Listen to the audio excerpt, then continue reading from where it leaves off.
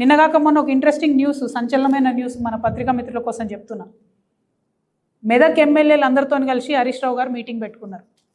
ఆ మీటింగ్లో కూర్చున్న ఒక ఎమ్మెల్యేనే నాకు ఈ ఇన్ఫర్మేషన్ షేర్ చేశారు.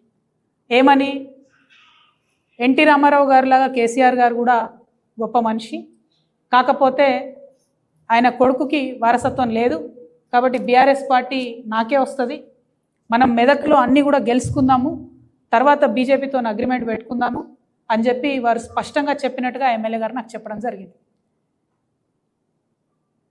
అంటే మెదక్ని వేదిక చేసుకొని బీఆర్ఎస్ పార్టీని హస్తగతం చేసుకొని ఎన్టీ రామారావు గారి పేరు తీసిరంటేనే ఈయన కేసీఆర్కి వెన్నుపోటు పొడుస్తాడు అనేది మనం స్పష్టంగా అర్థం చేసుకోవాలి.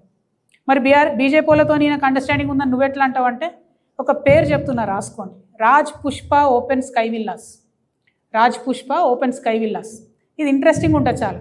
ఈ రాజ్ పుష్ప ఓపెన్ స్కై విల్లాస్లో ఒక ఇంటి నుండి పాలల్లో పసుపు మిరియాలు కలిపి హరీష్ రావు గారి ఇంటికి పోతాయి. అంటే అది కోడ్ అన్నట్టు.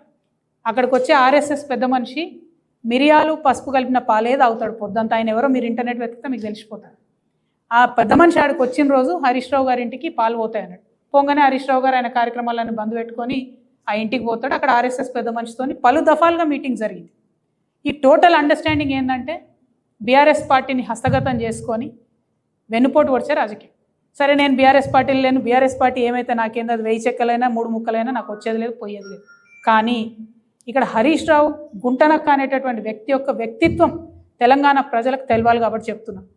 ఉన్న పార్టీని, ఉన్న ఇంటిని, తిన్నింటి వాసాలు లెక్కబెట్టేటటువంటి వ్యక్తిత్వం. మంత్రిగా ఉన్నప్పుడు ఆ పవర్తో చేసినటువంటి అవినీతి పరుడిని ప్రజలకు మళ్ళొకసారి నేను గుర్తు చేస్తూ ఉన్నా. ఇటువంటి అవినీతిపరుడు, ఇటువంటి వెన్నుపోటుదారుడు ఇప్పుడున్న ముఖ్యమంత్రితో వీళ్ళిద్దరికి లాలుచి.